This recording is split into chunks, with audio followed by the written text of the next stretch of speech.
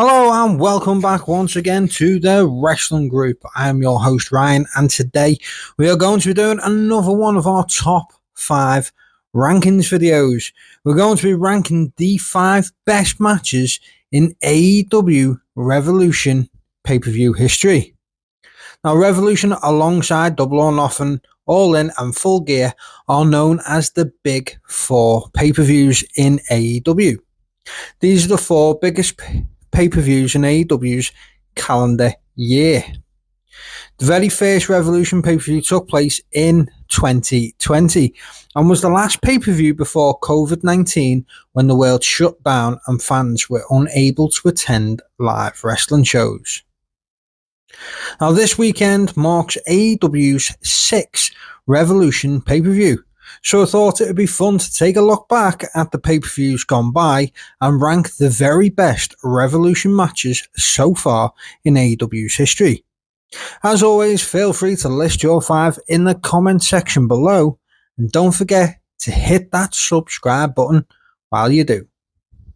So we will start at number 5 and make our way down to number 1, with that being crowned the greatest AEW Revolution match in history. So number 5, Jon Moxley vs Hangman Page Texas Deathmatch AEW Revolution 2023. So the build up to this match started back in October of 2022, when Hangman challenged Moxley for the AEW Championship on the Title Tuesday edition of Dynamite. During the match, Mox hit Hangman with a thunderous lariat that had Hangman landing on his head. The match was stopped. Mox was awarded the victory as Hangman was stretchered away. After being out for over a month with a concussion, Hangman returned and attacked Mox, setting them up for a rematch on the January 11th episode of Dynamite, with Hangman picking up the victory this time. Neither guy seemed satisfied with the result, having both won a match each, and they would then face again in February, with Hangman busting Mox open early on and being in control for most of the match, but Mox was able to pull off another victory, this time with a roll-up. Still, both guys were unsatisfied, and they were booked in one more match to settle their rivalry once and for all. This time, it was going to be a Texas Death Match at the Revolution pay-per-view.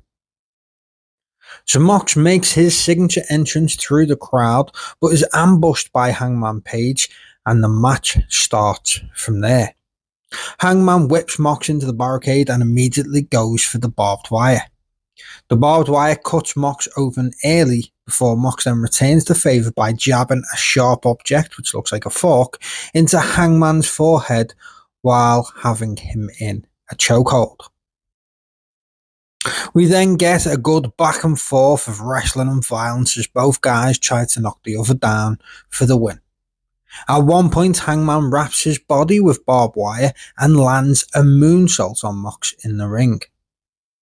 Moxley manages to crush Hangman's hand in between 2 bricks and hits Hangman with a piledriver onto a metal chain, before hitting another piledriver onto a barbed wire chair, but fails to keep him down for the 10 count.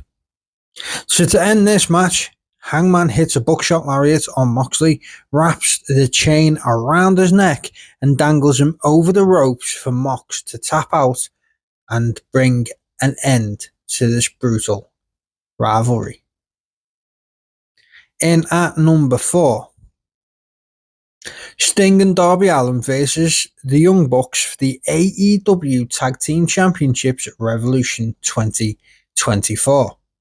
So the whole of AEW Revolution 2024 was built around the icon Sting's retirement match. With Sting announcing it months prior, fans had been speculating on who would be Sting's last ever opponent in professional wrestling. Since coming to AEW, Sting hadn't wrestled a singles match, and that wasn't about to change. He'd wrestled all of his matches with Darby Allin as a tag partner. On the February 7th edition of Dynamite, Sting and Darby captured the AEW Tag Team Championships from Big Bill and Ricky Starks. After the match, Sting brought his two sons into the ring to celebrate with them. That's when the Young Bucks struck. They left the new tag team champions covered in blood as they set their sights on the tag titles once again and becoming Sting's last ever opponents. Sting came out to the last pay-per-view that he would wrestle at to Metallica's Seek and Destroy song, with both of his sons dressed in previous Sting attire from his amazing career. Sting's sons got involved early on, hitting Stinger splashes on the Bucks as payback for the attack a few weeks earlier. This match was under Tornado Tag rules, with meaning that all four guys were legal throughout the match and of course no disqualification. The 64-year-old legend was taken out for the time when he got suplexed through a table off the stage. He came back just after Darby was taken out in a truly insane spot, diving off a ladder in the ring to splash through a pane of glass propped across some chairs on the floor. Now, Nicholas was originally draped across it, but his brother rescued him at the very last second, so Darby Allin went through alone. At the end of this match, Sting kicked out of two EVP triggers before eventually Matthew Jackson took a Scorpion Death Drop and a Coffin Drop, and of course a Scorpion Deathlock, which resulted in him tapping out, giving Sting a win in his final match and the opportunity to retire as champion. Number 3. CM Punk vs MJF in a dog collar match, AEW Revolution 2022. As expected, the build-up to this match was filled with epic promo battles. CM Punk, when allowed, can be great on the microphone, and MJF is one of the best talkers in professional wrestling right now. On the February 2nd edition of Dynamite in Punk's hometown of Chicago, these two met in the ring for the very first time. MJF was the top heel at the time and would use his Dynamite Diamond Ring, which was handed to him by Wardlow, to nail Punk and pick up the victory. This would actually be Punk's first loss in AEW, and he would not take lightly to losing in such a manner. The rematch was set and Punk wanted a stipulation to be added so he wouldn't be cheated out of the victory again. The dog collar match is one of the most savage match types in professional wrestling. It restricts the opponents from gaining separation from one another and limits the wrestling that they are able to do. These matches are usually brutal and bloody, and this was no exception. The referee put the dog collars around the necks of both guys and checked they were secure before starting the match. When MJF tried to get away multiple times to start the match, Punk pulled him back and choked MJF across the ropes. Punk then kicked MJF in the ribs and threw him into the turnbuckle. Punk kept on pulling MJF back whenever MJF tried to run away and escape like the cowardly heel that MJF plays so well, and the fans ate it up. It wasn't long before the chain holding the collars was used as a weapon, being whipped across MJF's back for one. MJF would wrap his fist in chains and nail Punk in the head, busting him open. This was the bloody and violent match the fans had hoped it would be. Both guys would go back and forth trying to use whatever they could get their hands on to gain an advantage. So to end this one, MJF would hit a superplex off the turnbuckle onto thumbtacks below for a 2 count. He then called for Wardlow to come down to ringside. He yelled at Wardlow to give him the diamond ring, but Wardlow seemed to not have it on him. Punk then nailed MJF with a GTS, with MJF falling back into the thumbtacks. Wardlow was then able to find the diamond ring, which got a massive pop from the fans as he tossed it into the middle of the ring and left. CM Punk will put the ring on and nail MJF with the ring in the head for the pinfall victory. This was probably CM Punk's best match in AEW, and it's a shame the way it ended, as we never got the rubber match between the two. Obviously, MJF picking up the very first match, and CM Punk winning the second match, the dog collar, at Revolution.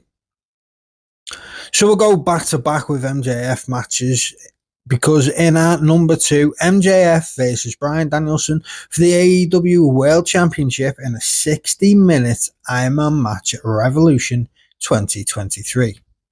So the build-up originally to this rivalry started a little sloppy, but got better as it went on. At Full Gear 2022, MJF defeated Jon Moxley to become the AEW World Champion after William Regal turned on Mox and helped MJF to victory. Danielson was then able to stop his Blackpool Combat Club partner going after his mentor Regal, but it was instead MJF that would take Regal out, obviously being a storyline as he was finished up in AEW and set to return, unfortunately, to the WWE instead. This would then lead to Danielson coming after MJF. MJF, though, doesn't just let anyone step into the ring with him, and now that he was the world champion, that wasn't about to change anytime soon. He told Danielson that he would have to go on a 5-match winning streak before he earned his shot at MJF and the title. Bryan then had 5 great matches against Takeshita, Bandido, Brian Cage, Timothy Thatcher and Rush over the next few weeks.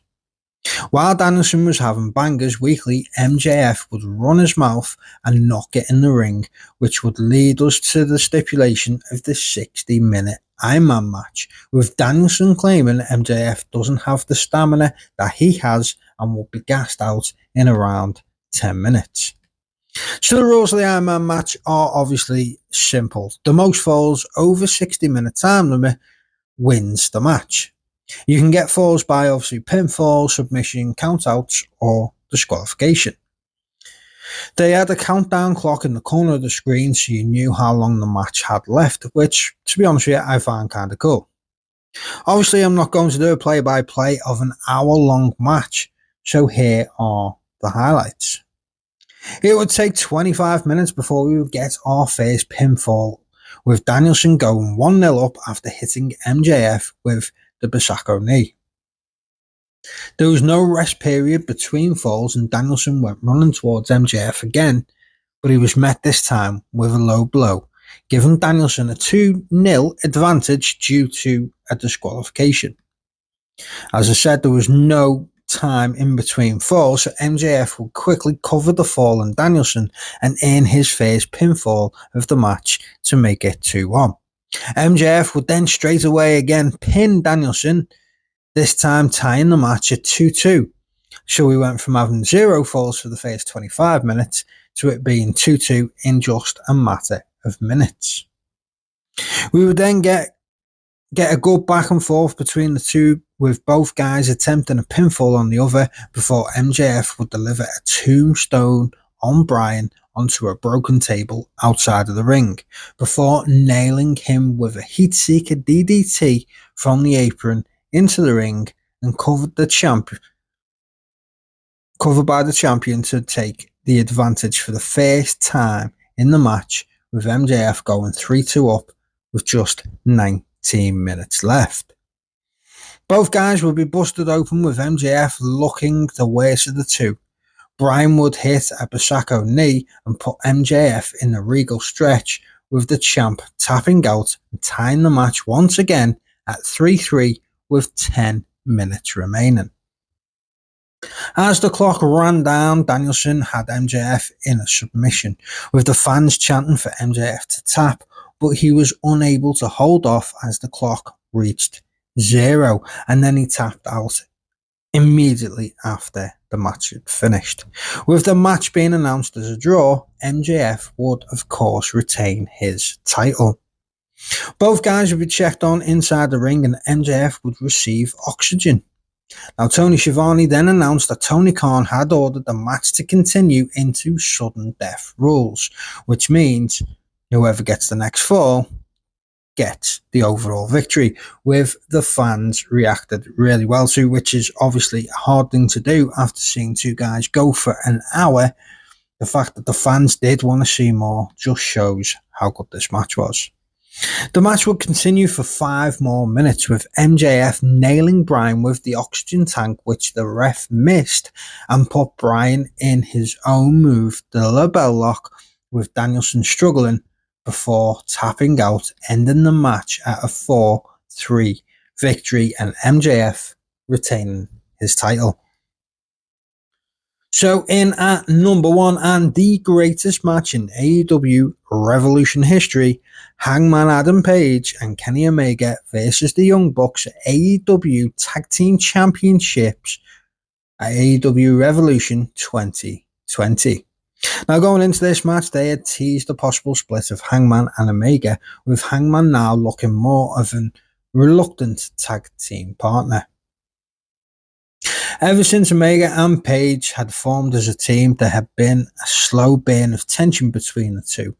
It's Page stealing a win from Omega after he hits his finisher one week, and it's then Page hitting Omega by accident, nearly costing them the match and the tag titles the next week. So many fans had expected them to drop the titles to the Bucks at the pay-per-view, and maybe even a possible heel turn for Hangman Page. As expected, this match had fans on their seats from the start. All 4 guys knew each other's moves, obviously being part of the Elite faction for a long while. So we start with a feeling out process and some reversals before the pace quickens. This match goes for half an hour and is still considered by many to be the greatest tag team match in the history of AEW to date. We get some great in-work action with plenty of near falls, and the storyline gets expanded, with the Young Bucks leaning into a heel roll towards the end as desperation starts to kick in. Omega was seen as the weak link in this match, as he was still selling the aftermath of the recent Iron Man match that he had against Pac. So near the end of this one, we have a lot of insane spots as both teams try for the win. The Young Bucks hit the Undertaker on Hangman on the entrance ramp, and then they return to the ring to hit the Golden Trigger on Kenny Omega in the ring, but Omega manages to kick out. They then go for the Meltzer Driver on Omega, but Hangman stops it and manages to get Nick up for a powerbomb through a table which is set up at ringside. He then follows that up with a buckshot lariat on Matt for another close call. Omega then hits a V-trigger and attempts a one-winged angel, but can't manage due to his shoulder injury, obviously from the match with Pac. Hangman then hits a one-winged angel of his own, but only manages a 2 count. Another buckshot lariat later, and the tag team champions have retained their titles. And after the match though, Hangman wanted no part of the Elite embracing in the ring, and he steps out, holds on to the ropes, teasing a buckshot lariat on Omega, but he turns round and they leave together. So there you have it. That is the greatest AEW Revolution matches so far. Do you agree with our list? Let me know in the comment section below, and don't forget, as always, to hit that comment, leave us a like, and subscribe to the wrestling group today.